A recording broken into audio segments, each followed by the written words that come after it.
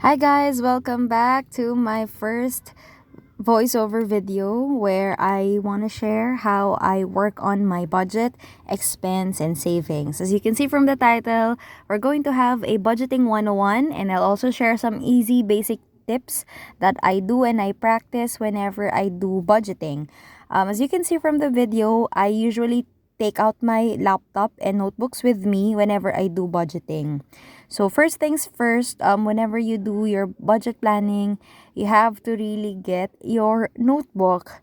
I know it's very traditional for some because there are already applications, but I usually make sure that I have a one generic notebook. I call it my omnibus notebook. So this is what I'm using at the moment. It's very spacious. I can insert my receipts, and then it's a refillable notebook, so it's more cost efficient because usually it will just cost you around 65 pesos. So I got the fillers from National Bookstore. So I have that, and then I take down all my notes first and then transfer it to my laptop just so I can track it over time. So, whenever I do budgeting, I love to have a good mix of technology and note taking. I have my iPad with me, and then I also put in my notes in my laptop so that if I want to browse through it, it'll be easier. I'll show later on the stuff that I take note of whenever I do my budgeting. January is the start of the year, and usually that's also the time that I reassess. But December, around this time, basically when you are now watching the video, December is usually the time where I consolidate all of my expenses, what went well, what went wrong, and most of the time, this is also the time where I make sure to note all my income because usually it'll change over time.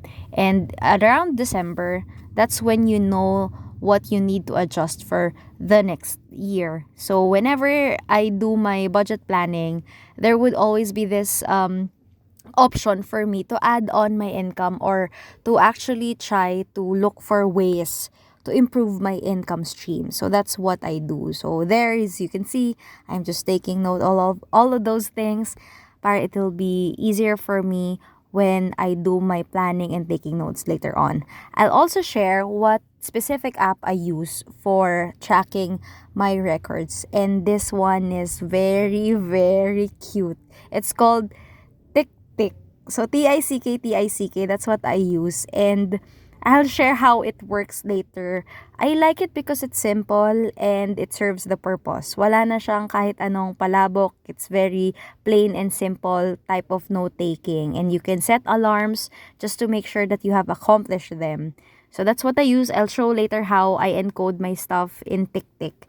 Pangit lang yung pangalan niya, but trust me, napaka-reliable niya. So you have seen this already. I have my two notebooks. One, I turned into a wallet where I also put there my passbooks. So I have three, but I'm planning on opening another one which is from PNB because my other savings account, which is Security Bank, naging auto loan book na siya. I have my notebook for Kakebo. I practice Kakebo method wherein I take note on a daily basis the things that I spend on, and then I adjust my budget from there. So those two notebooks are very important for me. So this one is the generic one that I'm showing. I have written some of the notes there already para I am already prepared, and when I browse through my goals, my expenses, I know what I'm saving for. So first things first is to identify your income. What are your major revenue streams, or what are the minor ones that you plan to add to your income streams so that when you track your earnings, it'll be easier for you and you can actually mix and match your income in terms of your savings. So say for example, my full-time job, it pays for the bills. Here I also showed you my goals for the year. I always make sure that I goal set while I do my planning. So these are the places that I want to travel, big purchases. So in terms of big purchases, I segment them to major and minor. Major, those that will come off a little expensive, and then the minor ones that I can actually purchase easily. So that's how I do it. The reason why I'm doing this is it's also a good time for us to assess what happened in our year and if there's other goals that we want to achieve for next year. So that's what I usually do. So those are my goals, and I always make sure that there's an amount to it. So let's go now to the more nitty-gritty stuff. So I put here income. So there are three layers whenever I do my budget. There's income, there's expense, and let's be realistic when we do our expense, and of course, our savings. So, income basically, this is your cash flow, all the money that will go to your pocket or wallet. So, when we talk about our income, you can always put down anything that brings money to you.